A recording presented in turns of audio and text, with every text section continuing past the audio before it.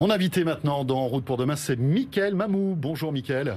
Bonjour. Vous êtes le directeur général de Bird France. Bird qui est de retour à Paris avec des vélos électriques et puis peut-être après des trottinettes, puisque aujourd'hui tout ça fait partie d'une multimodalité qui est très intéressante.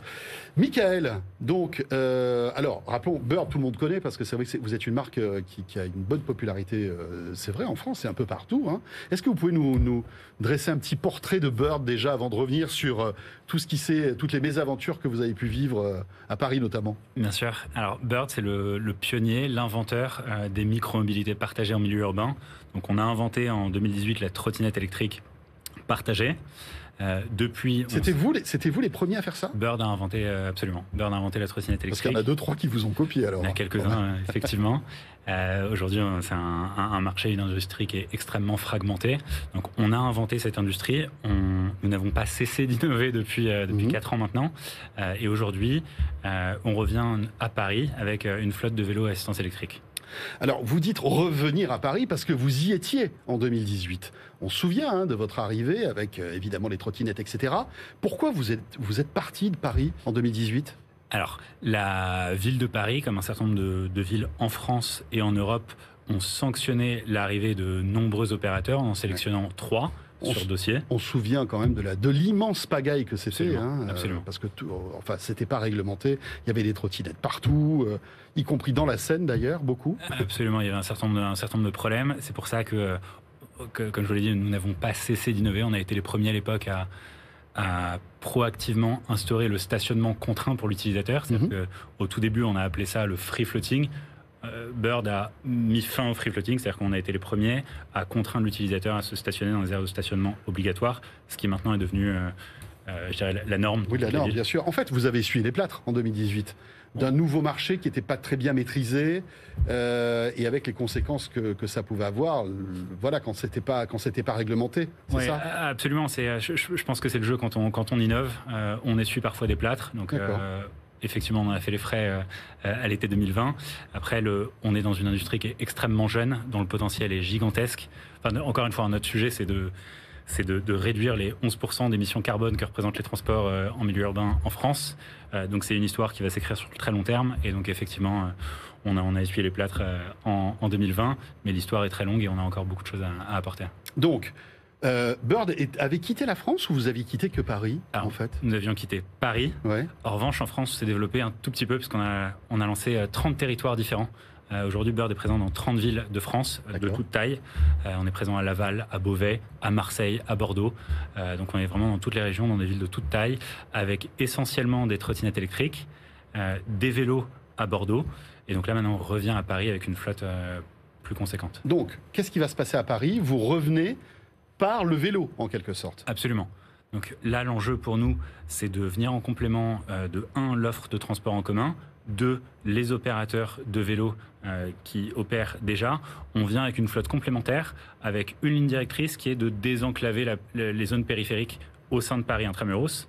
Et l'ambition à très long terme, c'est évidemment de travailler avec les communes du Grand Paris pour pouvoir participer tous ensemble au désenclavement de la périphérie et venir compléter ce que va faire notamment le tram. Quand vous dites désenclaver la périphérie, ça veut dire qu'on trouvera des vélos Bird à la fois dans le centre de Paris, mais aussi en banlieue, c'est ça? Quelle est les perspectives de déploiement de vos vélos? Alors, la réglementation demande aux opérateurs de signer une convention avec chacune des communes sur lesquelles on souhaite opérer. Donc, des communes limitrophes à Paris? De toutes les communes de manière générale. D'accord. Donc là, absolument, on a l'autorisation de la part de la ville de Paris pour opérer dans Paris intramuros. Donc notre stratégie de déploiement va consister à déployer au niveau du périphérique essentiellement pour inciter la population qui vient travailler à Paris à délaisser la voiture, utiliser pour rentrer vers le centre de Paris nos vélos.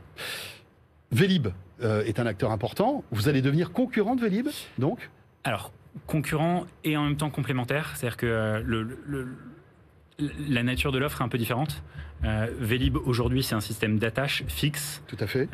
Nous, on a un système qui n'est pas du free floating, mais qui est néanmoins sans attache, avec une politique tarifaire différente, un service différent. On vise des populations aujourd'hui un peu différentes. C'est-à-dire que finalement, je ne serai pas obligé d'accrocher mon vélo à ces systèmes d'attache que l'on connaît pour Vélib. Là, Absolument. mon vélo, je le pose et vous vous débrouillez de changer la batterie comme vous le faites avec les trottinettes. Absolument. D'accord. C'est exactement ça.